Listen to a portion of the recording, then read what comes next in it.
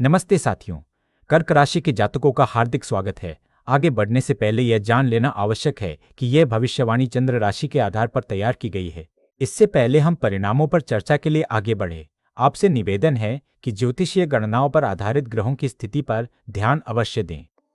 सभी ग्रहों की स्थिति क्रमबद्ध तरीके से बाईं तरफ प्रसारित की गई है, जिसमें इनका प्रभाव और गोचर की जानकारी सम्मिलित है। दोस्तों, ये वीडियो अंत तक जरूर देखें, जहां हम जानेंगे इस हफ्ते आपको क्या उपाय करने हैं। अब आगे बढ़ते हैं और देखते हैं कि ये ग्रह आपके विभिन्न भावों को कैसे प्रभावित कर रहे हैं। शुरुआत करते हैं पहले भाव से। पहले भाव की बात करें तो आपके स्वास्थ्य और स्वभाव पर असर पड़ सकता है। यह प्रभाव बहुत कम होगा, लेकिन फिर भी कुछ परेशानियां आ सकती हैं, जैसे कि अचानक ऊर्जा का स्तर गिरना या छोटी मोटी शारीरिक दिक्कतें आना संभव है। आपकी पर्सनालिटी में भी थोड़े बदलाव दिख सकते हैं, जिससे आप थोड़ा चिड़चिड़े महसूस कर सकते हैं। कुल मिलाकर ये मामूली असर होंगे, जिन्हें अनदेखा किया जा सकता है।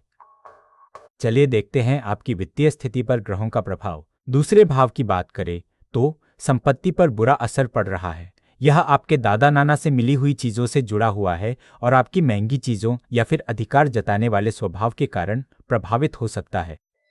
अचानक होने वाली घटनाओं का भी संपत्ति पर नकारात्मक प्रभाव दिख सकता है। कुछ रहस्यमय परिस्थितियां भी इसमें शामिल हैं, जो धन को कम कर सकती हैं। आइए अब देखते हैं कि आपकी यात्राओं के संबंध में क्या स्थिति है।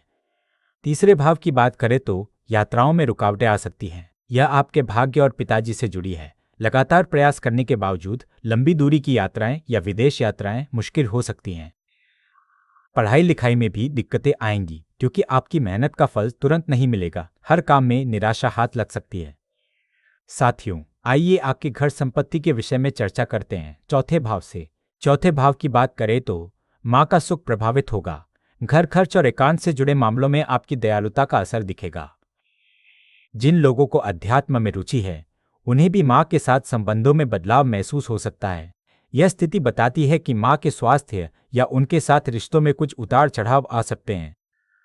कुल मिलाकर परिवार और घर की खुशहाली पर ध्यान देना जरूरी होगा। शिक्षा व प्रेम संबंधों के लिए चलते हैं पंचवें भाव की तरफ।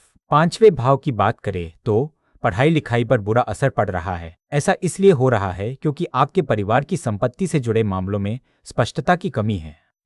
अचानक होने वाली घटनाओं और कुछ रहस्यमय चीजों का भी इस पर नकारात्मक प्रभाव पड़ रहा है। आपकी पढ़ाई में रुकावटें आ सकती है और आपको समझने में मुश्किल हो सकती है।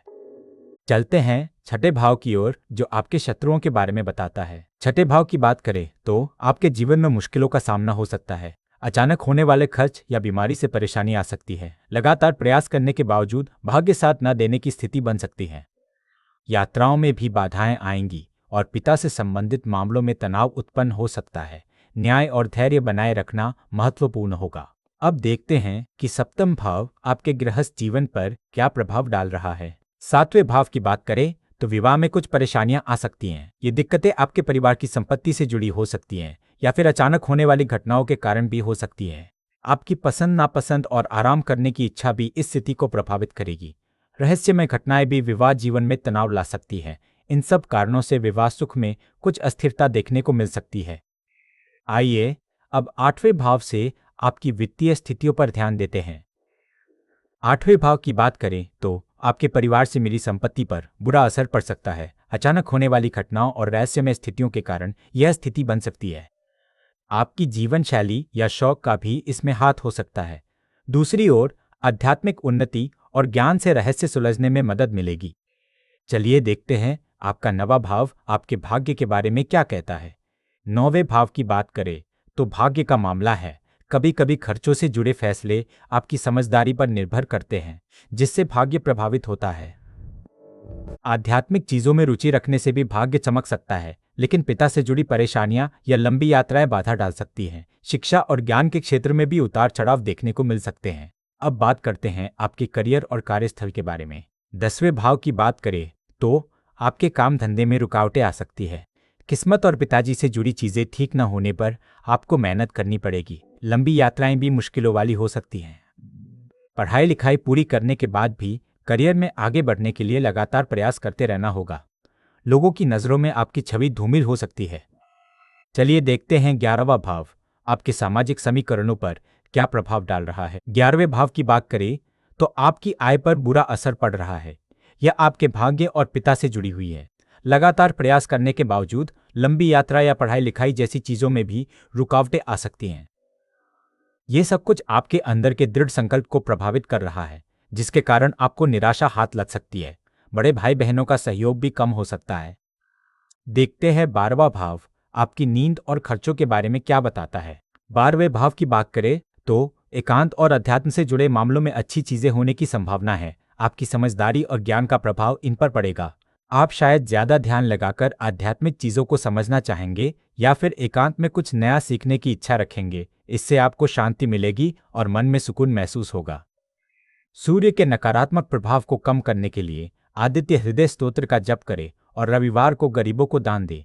शुक्र ग्रह की नकारात्मकता शांत करने हेतु देवी लक्ष्मी को खीर अर्पित करें और शुक्रवार का उपवास रखें।